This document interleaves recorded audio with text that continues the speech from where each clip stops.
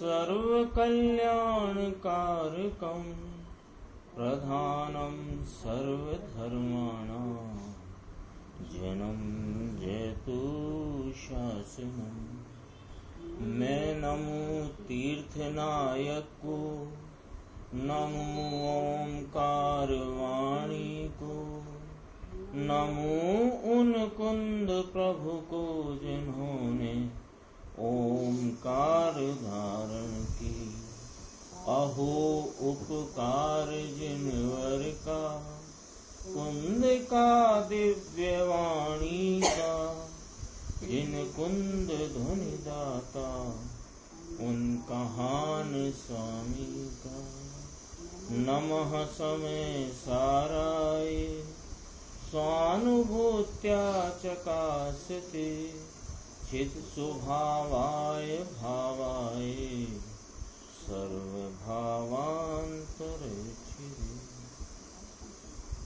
श्री समय सारी परमागम ग्रंथ, इसके परिशिष्ट रूप से जो 47 शक्तियों का वर्णन आया है, उसके क्रम में 12वें क्रम पर जो प्रकाशत्व शक्ति है, उसकी अपनी चर्चा पूज्य गुरुदेव श्री के प्रवचन आधार आत्म प्रसिद्धि नामक पुस्तक से चल रही है। अभी हम लोग अत्यंत सूक्ष्म, यानी कहो कि द्वादशांग के सारभूत है शुद्धात्मा, और शुद्धात्मा की प्राप्ति की प्रयोजन भूत गाथा है 320, जिसमें जयसेन स्वामी ने उसकी टीका में बहुत ही गंभीर गंभीर भाव भरे। और वो भाव कहाँ से लिए कि कुंद कुंद आचार्य भगवान ने कहा कि यह आंख जिस प्रकार देखती है करती नहीं, उसी प्रकार यह आत्मा ज्ञायक देखता जानता है करता नहीं। वो चर्चा अपनी पिछले 4 दिन से, आज चौथा दिन है, तो पिछले 4 दिन से गुरुदेव श्री के माध्यम से और उसी के विस्तार रूप आदरणीय विद्वान चेतन भाई जी मेहता राजपूत वालों की चल रही है। आज भी उसमें एक विशेष बात आई, 2 आई पर एक पहले कहते हैं। देखो, गुणी गुणी के भेद की बात आई, तो गुण गुणी का भेद नहीं ऐसा जो कहा ना, तो गुण गुणी का भेद नहीं, ये परम पारणामिक भाव स्वरूप द्रव्यार्थिक न्याय का विषय कहा गुण गुणी का। क्योंकि 11वीं गाथा में भी 4 व्यवहार का निषेध किया ना, तो उसमें अंतिम जो है सद्भूत अनुपचरित व्यवहार गुण गुणी का भेद ज्ञान वह आत्मा, ऐसे करके किया। और आज पंडित जी साहब ने, चेतन भाई जी ने ये बात कही, गुणी गुणी का भेद, यह भी दूर होकर फिर क्या कहा, सर्व विशुद्ध पारिणामिक भाव। उसको यहाँ क्या कहा, सर्व विशुद्ध पारिणामिक भाव। अब अपना जो पंडित जी ने खुलासा किया ही था, जिन लोगों ने सुना है उनको ख्याल में होगा, गुणी गुणी माने एक गुणी, तो कहा एक ज्ञान मात्र की, ज्ञान लक्षण की प्रधानता से गुणी कहा, तो उसको कहते हैं ज्ञायक। 6वीं गाथा में कहा ना, ये जो ज्ञात वो तो वो ही है, ज्ञायक कहा। वो जो ज्ञायक है वो ज्ञान प्रधानता की अथवा लक्षण प्रधानता से उसकी पहचान कराने के लिए ज्ञायक कहा, वो गुणी कहा। तो ऐसा गुणी है कौन, ये ऐसा ज्ञान भाव को धरने वाला ज्ञायक मात्र प्रभु जो भगवान, ज्ञायक मात्र प्रभु जो ध्रुव तत्व है, वो गुणी कहा। और उस वह गुणी कौन है कि वो भगवान आत्मा। वो भगवान आत्मा कैसा है कि अनंत गुणों का पिंड जो है वो भगवान आत्मा, यानी लक्षण की प्रधानता से एक गुणी कहा, और दूसरा गुणी कहा उस लक्षण को धरने वाला जो आत्मा वस्तु भगवान आत्मा। तो अपन सहज में जो शब्द अपने चलते हैं ना, उसमें ज्ञायक मात्र कहा वो एक गुणी, और उस ज्ञायक मात्र से दिखाया कौन, ज्ञान मात्र न दिखाया, ज्ञान मात्र की प्रमुखता से दिखाया भगवान आत्मा। तो एक गुणी हुआ भगवान आत्मा। तो ये गुणी और गुणी ऐसा जो भेद है वो भी दृष्टि में से जब छूटता है तो वह सर्व विशुद्ध पारणामिक परम पारणामिक भाव उसको कहा। ये गुणी गुणी की चर्चा आ जाई थी। दूसरी एक चर्चा उनने अंत में ली इसके बाद कि गुरुदेव श्री के व्याख्यान में एक एक पैराग्राफ, एक एक जो भाव खुलता है वो कोई अभूतपूर्व होता है। इसलिए अपने पास 9-10 हजार प्रवचन हैं और इतनी आयु शेष नहीं है कि वे सब ही सुन लें। इसलिए अन्य किसी का सुनने की जरूरत नहीं है। मात्र गुरुदेव को ही सुनो और मात्र गुरुदेव को ही पढ़ो। इतने में आपकी जिज्ञासा खरी होगी तो कार्य न हो ऐसा नहीं, पर जिज्ञासा भी चाहिए। ये चर्चा उसमें उन्होंने ली थी। तो कोई को कहे, कोई को ऐसा लगे कि अन्य विद्वानों की क्या करना, फिर बंद कर दें। कि हाँ बंद कर दो का अर्थ है कि गंगोत्री तो एक है, तो वह जो कुछ भी नदियां निकली हैं वे उस गंगोत्री में से निकली हैं। यदि उस गंगोत्री में गंगा जल जैसी पवित्रता हो, गंगोत्री से निकली हुई नदी के जल में गंगा जल जैसी पवित्रता हो तो अवश्य उसका अपन स्वाध्याय कर सकते हैं, लाभ ले सकते हैं। अपना चल रहा है पेज नंबर 128, प्रकाशत्व शक्ति, जिसको कहा स्वयं प्रकाशमान विशद स्वयं संवित्तिमयी प्रकाश शक्ति। तो प्रकाश शक्ति में दो भाव चल रहे हैं, दो भाव उसमें प्रकट होते हैं प्रकाशत्व शक्ति की व्याख्या में। क्या कि एक तो स्वयं से प्रकाशमान है, एक तो ये हुआ, और विशद प्रत्यक्ष होए ऐसा है। स्पष्टतया अपनी ज्ञान उपयोग दशा में प्रत्यक्ष पने जानने में आए, यानी परोक्ष न रहे, ऐसा इसका स्वभाव। ये प्रकाशत्व शक्ति की चर्चा है। देखो अपन इसमें आगे आगे चलते हैं। जिस प्रकार जहां सूर्य प्रकाश का विस्तार हो वहां अंधकार रहता ही नहीं। ऐसे ही पढ़ना इसको। देखो जिस मिल गया, कल जहां छोड़ा था बिल्कुल वहीं से। अच्छा इसमें हाँ, जिस प्रकार जहां सूर्य प्रकाश का विस्तार हो वहां अंधकार रहता ही नहीं, उसी प्रकार स्पष्ट स्वानुभव द्वारा जहां आत्मा की स्वयं प्रकाशमान शक्ति विस्तृत हो, है तो है ही त्रिकाली। अपन जो शुरू हुआ है ना प्रवचन प्रकाशत्व शक्ति का, उसके 4-5 पेज निकल गए, उसके बाद है ये, देख सकते हैं। और ये जो मैं पढ़ रहा हूं वो है 128 पेज। सुन लो, मिल जाएगा। जिस ये कहा ना कि जब स्पष्ट स्वानुभव द्वारा आत्मा की स्वयं प्रकाशमान शक्ति विस्तृत हो, वहां पराश्रय भाव रूप व्यवहार राग अथवा परोक्ष ज्ञान नहीं रहते। लो क्या कहा, व्यवहार को क्या कहा, राग को क्या कहा और परोक्ष ज्ञान को क्या कहा, पराश्रय भाव रूप। ऐसे पराश्रय भाव रूप व्यवहार राग अथवा परोक्ष ज्ञान रहता नहीं। कब कि जब इस आत्म तत्व का ऐसी प्रकाशत्व शक्ति स्वरूप इस चैतन्य भगवान का आत्मा की स्वयं प्रकाशमान शक्ति के विस्तार उछलते रूप परिणमन हो, वहां पराश्रय भाव रूप व्यवहार राग अथवा परोक्ष ज्ञान नहीं रहता। स्वयं अपने से अपना प्रत्यक्ष स्वयं संवेदन करे, ऐसा आत्मा का प्रकाशक स्वभाव है। प्रकाशत्व शक्ति है ना, तो प्रकाशत्व शक्ति का प्रकाशक बना किस प्रकार है, वो कहते हैं कि अपने से अपना प्रत्यक्ष स्वयं संवेदन करे। किसी राग से, भक्ति से, किसी प्रकार के पराश्रय व्यवहार से, राग से होए, ऐसा इसका स्वभाव नहीं। क्योंकि ऐसा आत्मा का प्रकाशक स्वभाव है, स्वयं से स्वयं प्रत्यक्ष स्वयं संवेदन करे, उसमें परोक्ष पने का अभाव है। ज्यों ज्यों आत्मा का प्रत्यक्ष स्वयं संवेदन बढ़ता जाता है, त्यों त्यों परोक्ष पना छूटता जाता है। लिया ये हाँ। देव गुरु के अवलंबन से, शास्त्र के अवलंबन से, इंद्रिय आदि निमित्त के अवलंबन से, तीनों निमित्त गिनाए।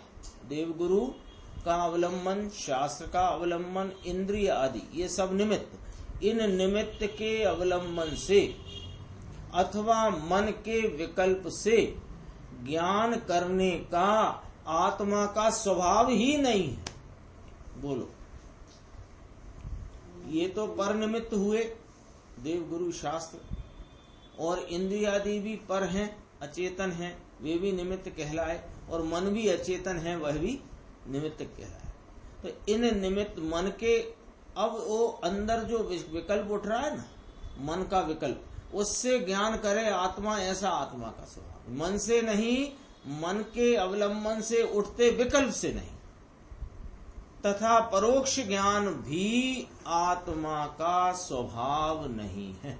वर्तमान में अल्प ज्ञान रूप अवस्था में अज्ञानी को, जिसको अभी यह आत्मा प्रत्यक्ष नहीं हुआ है, उसको जो पराश्रय रूप उपयोग में पर वस्तुओं का ज्ञानपना होता है, ये आत्मा का स्वभाव नहीं है, ऐसा कहना चाहिए। परंतु स्वयं अपने स्वभाव से ही प्रत्यक्ष स्वानुभव करे, ऐसी प्रकाश शक्ति आत्मा में सदैव है, सदैव है, त्रकाल है। अभी देखो यहाँ उस प्रकाशत्व शक्ति के आधार से क्या बताना चाहते हैं कि क्या प्रत्यक्षपना है और क्या परोक्षपना है। क्योंकि अभी एक बात कही कि आत्मा का स्वभाव परोक्ष रहने का नहीं है, परोक्ष ज्ञान भी आत्मा का स्वभाव नहीं है। तो ये बात नोट कर लो कि परोक्ष ज्ञान भी आत्मा का क्या कहा, स्वभाव नहीं है।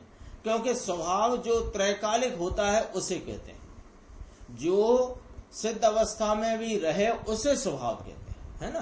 तो परोक्ष ज्ञान भी आत्मा का स्वभाव नहीं है। लेकिन अब पर्याय अपेक्षा से विचार करें अपन, साधक बाधक और साध्य भगवान की, तो उसकी यहां बात करी, देखना।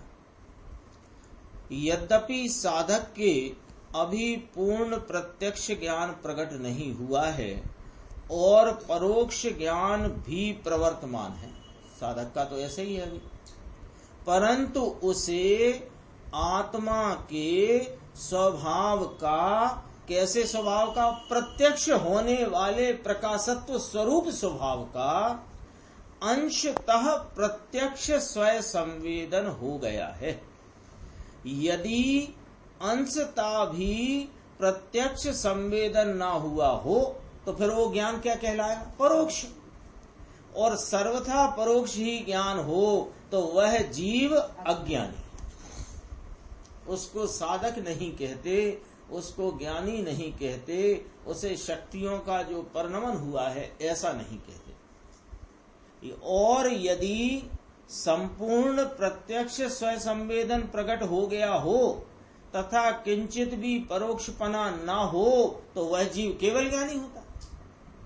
ये अपन ने जो अभी पढ़ा ऊपर कि परोक्ष ज्ञान आत्मा का स्वभाव नहीं है, प्रत्यक्षता ही आत्मा का स्वभाव है, ऐसी प्रकाशत्व शक्ति सब ही जीवों में त्रिकाल विद्यमान है। ये स्वभाव की बात है। और हाँ, विशद हो और स्वयं संवित्तिमयी, तो ये बात कही। और अब स्वभाव की कही ये बात, पर्याय अपेक्षा भी समझ लेना चाहिए। तो साधक के यदि अंशता प्रत्यक्षता नहीं मानोगे तो उसका ज्ञान परोक्ष कहलाएगा, तो वह तो अज्ञानी हुआ। तो साधक जीव को जिसने अपने भगवान आत्मा का आलम्बन लेकर के उपयोग में इस आत्मा की अनंत शक्तियों का प्रकट संचेतन किया है, उसके अंशता प्रत्यक्ष स्वयं संवेदन वर्तता है। इसमें और चर्चा आई। यदि संपूर्ण स्वयं प्रत्यक्ष स्वयं संवेदन प्रकट हो गया तो किंचित भी परोक्षपना ना हो तो वह जीव केवल ज्ञानी होता है। ये चर्चा मैं 4 लाइन और पढ़ता हूं, फिर बात करते हैं। साधक जीव की प्रतीति में तो देखना संपूर्ण प्रत्यक्ष स्वयं संवेदनमय आत्मा आ गया है, आया अंशता प्रत्यक्ष हुआ है। उपयोग की दशा में अंशता प्रत्यक्षपना हुआ है, स्वयं संवेदन स्वरूप, स्वयं संचेतन स्वरूप अंशता हुआ है। लेकिन हुआ किसका है कि संपूर्ण प्रत्यक्ष स्वयं संवेदनमय आत्मा का हुआ, ये कहते हैं। और पर्याय में अंशता स्वय संवेदन प्रत्यक्ष प्रकट हुआ है। तो अंशता स्वय संवेदन प्रत्यक्ष कहा तो अंशता परोक्षपना रह गया। तो अंशता परोक्षपना भी है, परंतु साधक की प्रतीति का बल स्वयं प्रकाशमान परिपूर्ण प्रत्यक्ष स्वय संवेदनमय स्वभाव पर ही होने से साधक का बल कहाँ है। एक उदाहरण दिया था ये तन्वयायी के व्याख्यान में, गोह होती है ना, गोह गुरुदेव ने दिया था, उसी को उन्होंने लिया। गोह होती है, वो दीवार पे चिपक गई, अब छूटती क्यों नहीं, कि वह उसको वहां चिपकाऊ बल के कारण। ऐसे ही इसकी दृष्टि का जो बल है वो त्राटक पने माने टिक ही गया है। कहाँ टिक गया है कि अपने प्रकाशमान परिपूर्ण प्रत्यक्ष स्व संवेदनमयी स्वभाव पर ही जिसकी दृष्टि का बल वर्तता है तो वो वहां से छूटता नहीं। तो उसकी दृष्टि में परोक्षपना गौणपने वर्तता है। तो दृष्टि में वर्तता है, गौणपने का अर्थ है दृष्टि में तो एक अपना परिपूर्ण स्वय संवेदनमय स्वभाव ही वर्तता है। ज्ञान में जितना परोक्षपना जानने में आता है वह उसके लिए गौण है। स्वभाव के आश्रय से वह अपनी पूर्णता की साधना करता है। यहाँ ये कहना चाहते थे, ये जो अपन ने इसके 3 लाइन 4 लाइन के ऊपर जो बात पढ़ी थी कि यदि संपूर्ण प्रत्यक्ष स्वय संवेदन प्रकट हो गया हो तथा किंचित भी परोक्षपना शेष न रहा हो तो वह जीव क्या कहलाता है, केवल ज्ञानी कहलाता है। अब अपन आगम में सिद्धांत ग्रंथ में पढ़ते हैं केवल ज्ञान प्रत्यक्ष है और मति शुद्ध ज्ञान परोक्ष है, ऐसा पढ़ते ना। तो वो मति शुद्ध ज्ञान का परोक्षपना यहाँ समझ लेना चाहिए कि मति शुद्ध ज्ञान साधक को भी वर्तता है और बाधक को भी वर्तता है, अज्ञानी को भी। तो अज्ञानी का जो मत शुद्ध ज्ञान उपयोग है वह एकांत पराश्रय में वर्तता है, इसलिए उसका समस्त ज्ञान परोक्ष ज्ञान है। हो गया। अब जो साधक जीव हैं जिन्होंने अपने साध्य स्वरूप भगवान आत्मा को दृष्टि में लेकर संचेतन किया है, ऐसे साधक जीवों के क्या हो गया है कि यह भगवान आत्मा अनंत गुण स्वरूप आत्मा, यह उसकी उपयोग दशा में अंशता प्रत्यक्ष स्वय संचेतन में प्रत्यक्ष हो गया। तो प्रत्यक्ष हो गया है, वो स्वय संचेतन स्वय संवेदन प्रत्यक्षता उसको प्रकट हो गई। तो वहां पर जो परोक्षपना भी है तो वो उस परोक्षपना के आधार पर मतिशुद्ध को परोक्ष कहा, लेकिन वहां अंशता प्रत्यक्षपना न मानोगे यदि तो फिर तो कोई साधक ही नहीं कहलाएगा, तो सब बाधक में चलेगा। ये चर्चा यहाँ थी।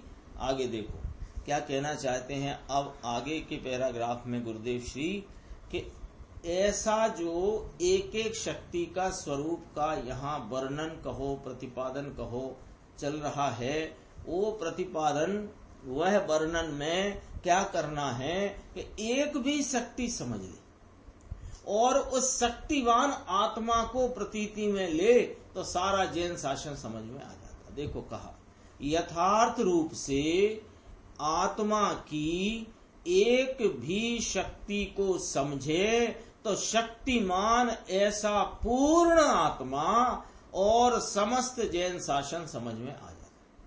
ये तो 15वीं गाथा में कुंद आचार्य भगवान ने स्वयं कहा है, पश्चदी शब्द शासन, अपनी आत्मा को जानता है वह समस्त जैन शासन। हाँ ये कहा वहां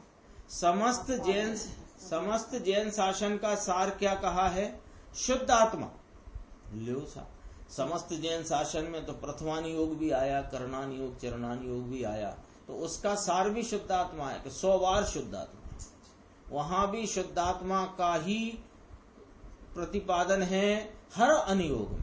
द्वादशांग मात्र में पूरे में एक शुद्धात्मा ही सार है। तो कहा ना जैन शासन का सार शुद्धात्मा है, और इसलिए जो शुद्धात्मा को समझ गया जान गया अंशता स्वय संचेतन परिणति में उसने उसको प्रत्यक्ष कर लिया, उसने समस्त जैन शासन जान लिया।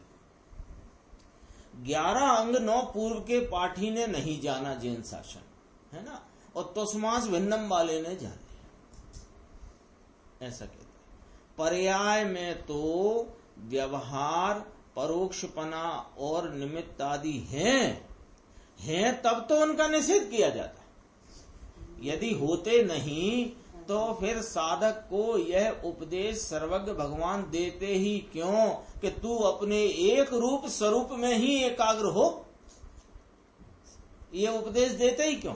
इसलिए देते हैं कि तेरा एक रूप स्वरूप भगवान आत्मा त्रिकाल विद्यमान तो है, लेकिन तेरा जो वर्तता उपयोग व्यवहार में, राग में, निमित्तों में, परोक्षादि भावों में जा रहा है, तो वहां से हटो और एकाग्रता करो। है वे गुरुदेव ने 11वीं गाथा में तो बहुत लिया, व्यवहार न्याय का विषय है नहीं, ऐसा नहीं, गौण करके नहीं आया ना उसमें, व्यवहार सब ही अब उतार। पर्याय में व्यवहार, परोक्षपना और निमित्त का अवलंबन अनादि से चला रहा है, परंतु उनके अवलंबन से काम नहीं होता। इसलिए यहाँ आचार्य देव कहते हैं कि अरे जीव, तेरी पूर्ण शक्ति तुझ में ही भरी है। इसका क्या मतलब हुआ? तेरी पूर्ण शक्ति तुझ में ही भरी है तो कहीं और से लाना पड़ेगी, ये बात अपने आप ही निषेध हो जाती है। तो उस शक्ति को तू संभाल और उसका अवलंबन कर।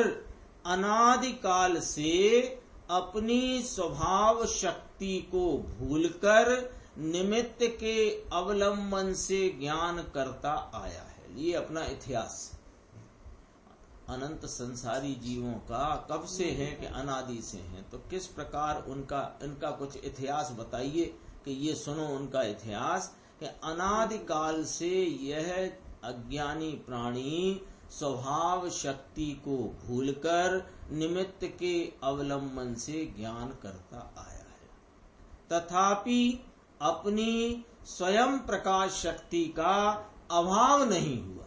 वो तो ज्यों की त्यों अनादि से अब तक मौजूद है, आगे भी रहेगी। उसका अवलंबन ले, निमित्तों का, व्यवहार का, राग का, परोक्ष ज्ञान का अवलंबन छोड़, तो तेरे वह प्रकाशत्व शक्ति का परिणमन पर्याय में हो जाएगा। अपने स्वयं संवेदन प्रत्यक्ष आत्मा को एक बार तो स्वीकार कर ले, एक बार तो स्वीकार कर ले।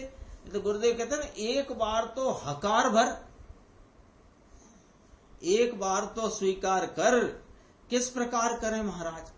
कि इंद्रियों और मन से पार होकर स्वयं प्रकाशमान ऐसे आत्मा के प्रत्यक्ष स्वानुभव पूर्वक एक बार स्वीकार कर। एक लाइन में पूरी बात। क्या कहा? निषेध किया किसका? जो वर्तमान में इसकी उपयोग दशा में चल रहा है उसका। कहाँ चल रहा है? इंद्रियों के और मन के निमित्त के अवलंबन से पर पदार्थों को, पर भावों को जानने में रुका हुआ है। ऊपर कहा था ना, स्वयं को भूल गया, तो वहां रुका है। तो क्या करना कि जहां रुका है वहां से हट। कोई अपने घर में आया हो और उसने वहां से अपनी घंटी बजाई, अपन दरवाजा खोला तो दरवाजे के अंदर हम और बाहर वो।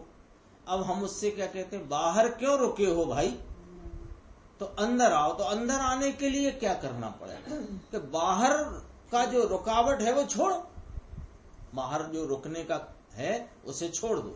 तो अभी तक कहाँ रुका है? इतिहास में आई ना बात कि इंद्रिय और मन के अवलंबन से होते परोक्ष ज्ञान के परिणमन में रुका हुआ और रागादि भावों के एकत्व में पड़ा हुआ है। तो कहते हैं कि ये तेरा उपयोग अनादि से कभी कार्य की छुट्टी पे गए ही नहीं। उपयोग प्रत्येक समय जानने देखने रूप परिणमित हो ही रहा है। तो वो उपयोग को जो तूने वहां रोक रखा है मन इंद्रियों के अवलंबन, तो वहां से पार कर तो क्या करें कि सीधा उपयोग इस आत्मा के स्वरूप कर, सन्मुख कर, आत्म स्वरूप के सन्मुख करो। स्वयं प्रकाश ऐसे आत्मा के प्रत्यक्ष स्वानुभव पूर्वक। तो वो उपयोग का यहां सीधा आ जाने से क्या होगा? सीधा का अर्थ यही है, मन इंद्रियों से पार। क्या होगा कि स्वानुभव होगा। उस स्वानुभव पूर्वक, वो स्वानुभव में जो आत्मा का वैभव प्रगटा, वो उस प्रगटपने को तू आत्मा रूप स्वीकार कर ले, प्रतीति कर ले, एक बार कर ले हकार, एक बार हाँ पाड़ दे, यूं कहते हैं। अरे तो तेरे भव भ्रमण का नाश हो जाए और तेरा आत्मा अतीन्द्रिय चैतन्य प्रकाश से जगमगा उठेगा। आत्मा में प्रकाश शक्ति है, वह स्वयं प्रकाशमान है और स्पष्ट स्वयं संवेदनमय है। आया था ना, स्वयं प्रकाशमान विशद स्वयं संवित्तिमयी प्रकाशत्व शक्ति। तो दो बातें आ गई, स्वयं प्रकाशमान है और स्पष्ट संवेदनमय है, स्पष्ट स्वयं संवेदनमय है। इसलिए क्या निकला इसका रहस्य, क्या निकला इसमें से भाव कि पर के अवलंबन का और परोक्ष पने का भाव। बस इतना मूल पॉइंट है ये पूरी प्रकाशत्व शक्ति। दो बातें आती है ना इस प्रकाशत्व शक्ति की विवक्षा में। इस आत्मा की प्रकाशत्व शक्ति के दो भाव उजागर हुए, जाहिर हुए। क्या कि ये स्वयं प्रकाशमान है, तो स्वयं प्रकाशमान होने से किसी पर के अवलंबन की जरूरत नहीं, और स्पष्ट स्वयं संवेदनमय है, इसलिए ये इसमें परोक्षपना हो इसका अभाव। परोक्ष ज्ञान होने का, फिर कहा, पीछे भी कहा था, फिर कहा परोक्ष ज्ञान होने का आत्मा का स्वभाव नहीं। तो हो तो रहा है, वो जो कुछ हो रहा है वह तेरी अपने स्वभाव की शक्ति की भूल जाने से हो रहा है। आत्मा का स्वभाव तो प्रत्यक्ष स्पष्ट ज्ञान करने का है। ऐसे ज्ञान स्वभाव की प्रतीति और अनुभव करे, उसने आत्मा की प्रकाश शक्ति को यथार्थ रूप से जाना, ऐसा कहा जाता है। अब ये जो नीचे चर्चा है, इस बात को भी अपन थोड़ा ध्यान से देखते हैं। इसमें क्या कहना चाहते हैं कि आत्मा के प्रकाशत्व शक्ति की चर्चा चल रही है ना, तो हमको लगता है कि हमारा परिचय किस प्रकाश से है? जड़, अचेतन, मूर्तिक, पुद्गल प्रकाश से परिचय उसी से, क्योंकि हम अनादि से इसको ही प्रकाश समझते आए। तो इसको क्या लगता है कि ऐसा ही कोई प्रकाशत्व अंदर आत्मा में भरा पड़ा है। ये भूल होती है, इसलिए ये बात गुरुदेव श्री की बहुत महत्वपूर्ण है, इसको अपने को समझना चाहिए।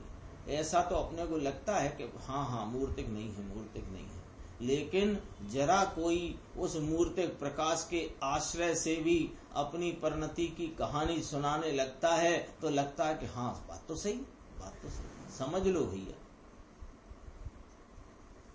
देखो यह आत्मा का प्रकाश, इसके अतिरिक्त यानी है तो आत्मा का प्रकाश कैसा, आत्मा का प्रकाश कैसा, कितना अभी तक स्पष्ट हुआ कि स्वयं संवेदन, विशद स्वयं संवेदनमयता वाली प्रत्यक्षता, ये आत्मा का स्वभाव है, ये प्रकाशत्व है। और परोक्ष रहना इस आत्मा का स्वभाव नहीं, तो संपूर्ण स्वयं संवेदनमय प्रत्यक्षता ही आत्मा का स्वभाव है और वह स्वयं से प्रकाशमान है, ये मतलब है।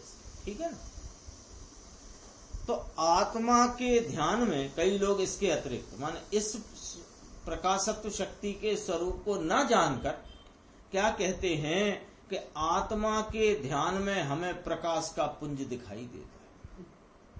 हम जैसे ही मन इंद्रियों का अवलंबन छोड़ते, छूटता उठता कुछ नहीं, उसे क्या लगता है आंखें बंद हो गई, कान में हमने कोई शोरगुल नहीं आ रहा, इस प्रकार से। हाँ, और मन का भी अवलंबन छूट गया, क्योंकि हमको तो एक गायक दिखता है, गायक दिखता है। कैसा दिखता है? गायक दिखते ऐसा लगता है अंदर बहुत तेज प्रकाश हो गया।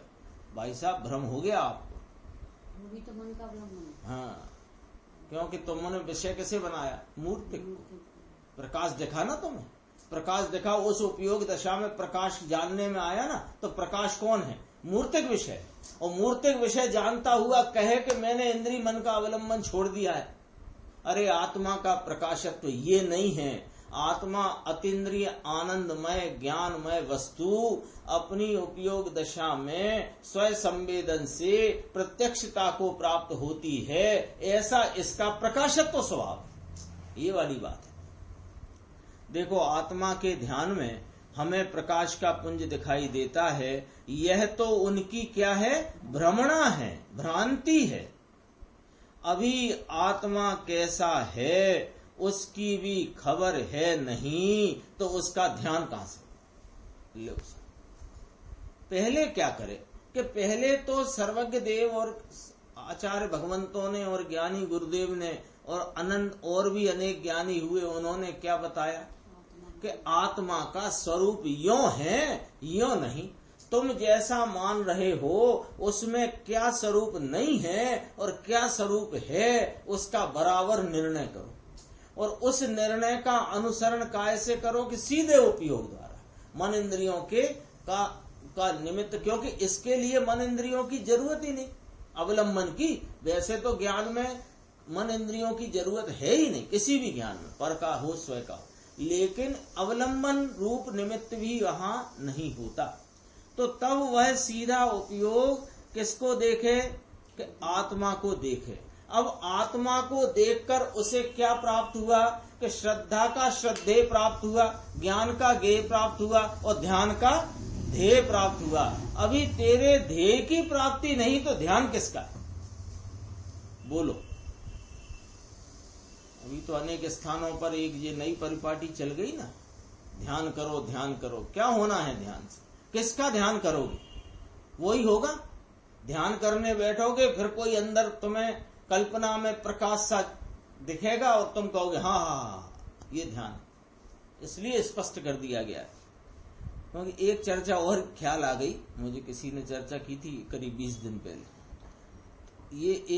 ये गुरुदेव श्री के 45 साल के प्रभावना काल में कोई ध्यान शिविर लगा क्या आज तक?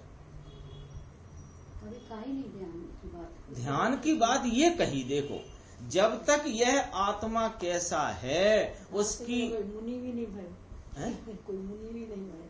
हाँ भी बोला था। हाँ, लेकिन जो मुनि हो गए पहले, कुंदाचार्य, अमृतचंद्राचार्य, हाँ अभी तो जो पहले हो गए उनके पास तो ध्यान का विषय भी है और ज्ञानियों के पास भी ध्यान का विषय है। भले उनके ध्यान का वो अंतराल ज्यादा पड़ता हो, 5वें गुणस्थान वाले को उससे कम अंतराल पड़ता है, 6वें 7वें गुणस्थान वाले मुनिराज को जो भावलिंगी हो गए उनको ध्यान का अंतराल कम पड़ता है, बहुत कम। लेकिन ध्यान का विषय जिसे है उसे ही ध्यान होता है।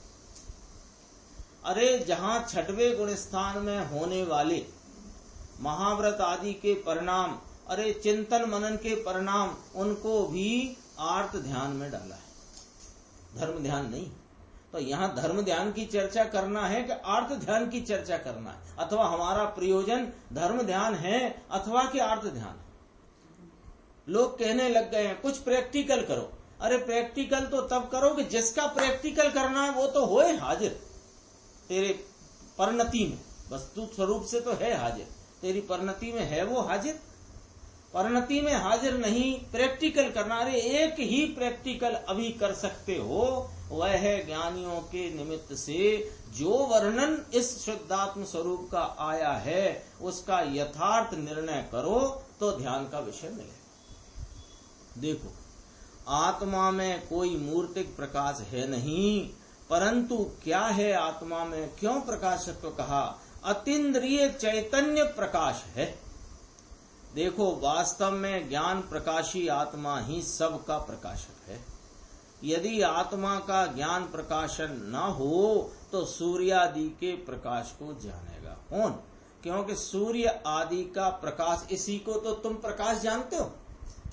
जगत में लोग इसी को तो प्रकाश कहते हैं, पर ये जो प्रकाश है सूर्य का, सूर्य से सब ले लो। जितना सूर्य आदि का प्रकाश है वह स्वयं क्या जानने में जान सकता है कि मैं प्रकाश हूं? ज्ञान ही जान। तो प्रकाशक तो ज्ञान है और प्रकाश स्वरूप ज्ञान है। यह कोई सूर्यादि के प्रकाश को कौन जानेगा कि वह ज्ञान जानेगा। ये जो लोगों को भ्रमणा है ना कि हमने ध्यान किया, ध्यान क्या किया कि अनेक विषय ना बने होंगे उस समय की उपयोग दशा में, तो कोई एक विषय को बनाने की चेष्टा करी और उसमें अंदर में इसको प्रकाश दिख गया, प्रकाश जैसा एकदम उजाला उजाला झकझकाट हो गई, क्योंकि उसमें का विचार कर रहा होगा। हाँ, तो वो प्रकाश का, वो मूर्तिक प्रकाश का विचार करेगा, तो मूर्तिक प्रकाश दिख गया। तुम अभी सम्य शिखर की पार्श्वनाथ की टोंक का विचार कर लो तो दिख जाएगी यहाँ। वहाँ बताते नहीं है, इसका विचार करो, इसका विचार करो, फिर एक ऐसी लौ दिखाई देगी। हाँ, ये सब भ्रांतियां हैं। जैन शासन में ध्यान की का पात्र कौन है? ज्ञानी धर्मात्मा। चौथे गुण स्थान से ध्यान की अवस्था स्वरूपाचरण चारित्र रूप प्रकट होती है, वहां से ध्यान का कार्यक्रम शुरू होता है। ये जो तुझे प्रकाश दिख गया, तू बता उस प्रकाश को जानने वाला कौन उस समय, ये बता दो। जिस समय मैं ऐसे बैठा और यूं हुआ और यूं हुआ और यूं हुआ और ऐसे में मुझे अंतरंग में एकदम प्रकाश दिखाई दिया, तो वो प्रकाश को जाना किसने? क्योंकि प्रकाश जो तुझे दिखा है अंदर, ऐसा प्रकाश वह मूर्तिक है और उसमें जानने का कोई लक्षण, जानने का कोई स्वभाव है नहीं। ये बहुत स्पष्ट किया यहाँ देखो। सूर्य का प्रकाश स्वयं अपने को नहीं जानता, उसे जानने वाला तो ज्ञान है और वह ज्ञान स्वयं प्रकाशमान है, ऐसा प्रकाशत्व शक्ति में यहाँ घोषणा करते हैं। वह स्वयं अपने को प्रत्यक्ष जानता है, स्वयं जानता है और प्रत्यक्ष जानता है, स्पष्ट जानता है। यह प्रत्यक्ष स्वयं संवेदनमय प्रकाश शक्ति आत्मा के समस्त गुणों में व्याप्त है, वह पृथक नहीं रहती। पृथक नहीं रहती यानी अनंत गुण समाज है ना, ये अपने अपने भाव रूप अनंत गुणों को धरने वाला एक अभेद रीति से द्रव्य है, उसके अनंत गुण हैं, सो वे अनंत गुणों से पृथक नहीं है प्रकाशत्व शक्ति। वह प्रकाशत्व शक्ति भी विभुत्व शक्ति स्वरूप होने से सब गुणों में व्यापक है। इसलिए उस एक शक्ति की प्रतीति करते हुए अनंत गुणों का पिंड पूर्ण आत्मा ही दृष्टि में आ जाता है। कहते हैं गुरुदेव श्री कि अखंड आत्मा को दृष्टि में किए बिना उसकी एक एक शक्ति की यथार्थ प्रतीति नहीं होती, उसकी परिणमन नहीं होता, परिणति नहीं होती। देखो, इस संबंध में 5 बोल पहले कहे जा चुके हैं, उन्हें यहाँ भी लागू करना, याद करना। जीवत्व शक्ति जब चली थी ना, तब 5 बोल आए थे। उन 5 बोल के द्वारा चर्चा आई थी। वे 5 बोल हर शक्ति में घटित होते हैं। अपन ने चर्चा करी भी थी उसकी। यहाँ देखो इसमें किस प्रकार घटित किया है वो देखते हैं कि आत्मा की प्रकाश शक्ति किसी पर के आश्रय से विद्यमान नहीं है, इसलिए पर सन्मुख देखने से उस शक्ति की प्रतीति नहीं होती। लो साहब, एक अपने सामने व्यवस्था ये आई कि आत्मा कैसा है कि प्रकाश शक्ति स्वरूप है। प्रकाश शक्ति स्वरूप आत्मा की प्रकाश शक्ति किसके आश्रय से विद्यमान है? स्वयं के आश्रय से। तो स्वयं के आश्रय से विद्यमान है, अर्थात पर के आश्रय से विद्यमान नहीं। अरे भैया, ये दरवाजा है तो मैं दरवाजे को जानता हूँ, तो तेरे ये जानने रूप जो प्रकाशन भाव है, ये तेरी अपनी शक्ति अपने से आप में विद्यमान है और पर अपनी सामर्थ्य से परिणमती, पर के आश्रय से नहीं। तो क्या नक्की हो गया? पहला बोल कि पर सन्मुख देखने से इस शक्ति की और इस शक्तिवान की प्रतीति नहीं होती। तो निषेध काय का आ गया?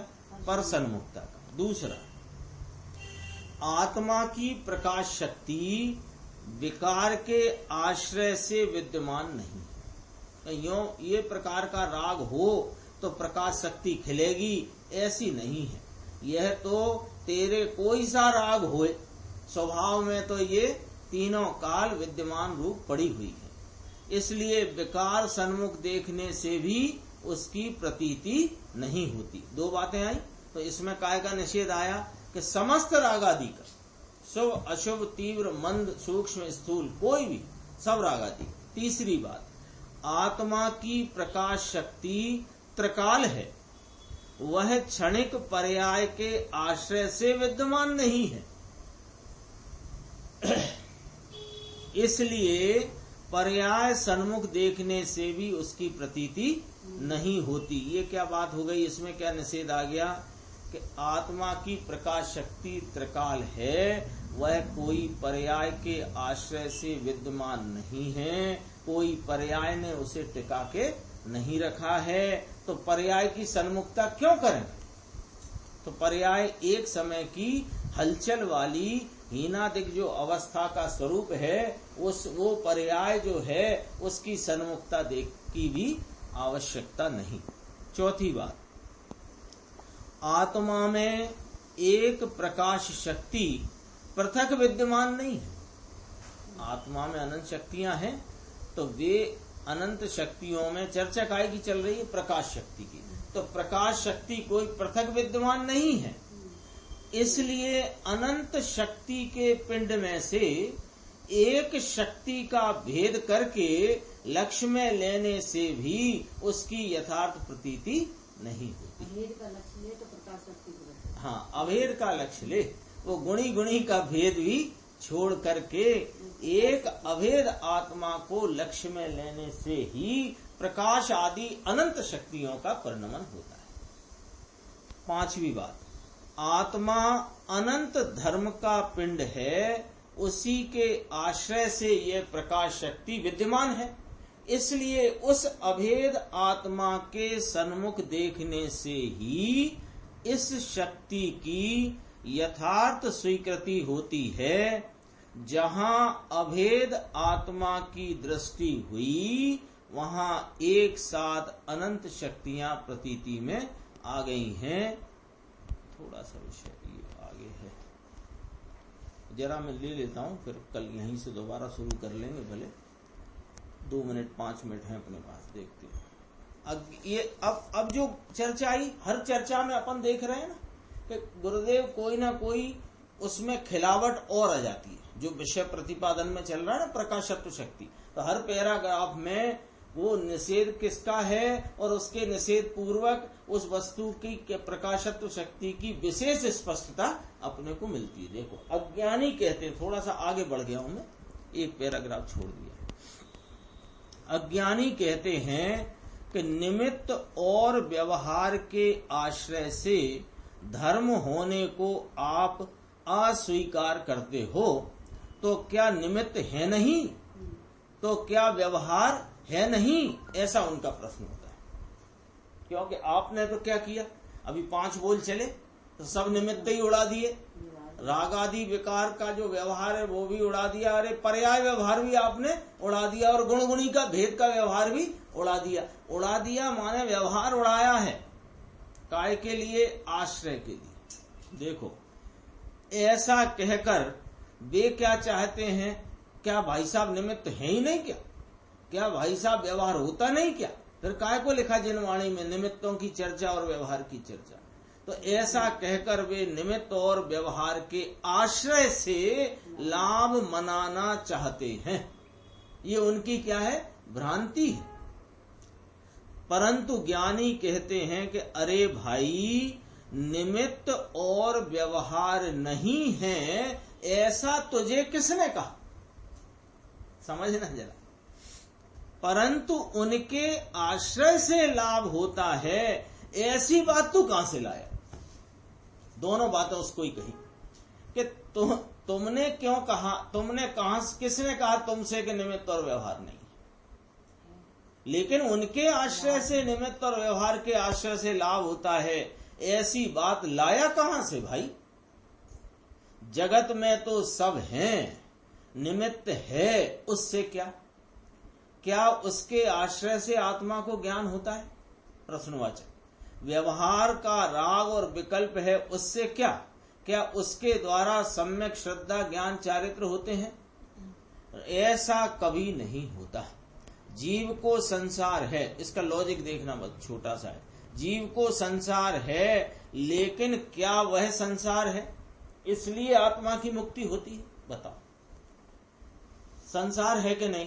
संसार में अनेक प्रकार के पदार्थ हैं, अनंत पदार्थ हैं, और उन पदार्थों में तेरा जो वर्तता हुआ व्यवहार निमित्त आदि 9 कर्म द्रव्य कर्म सब हो गए ना, तो वे हैं, इसलिए आत्मा की मुक्ति। जैसे संसार है भैया, संसार का किसने निषेध किया?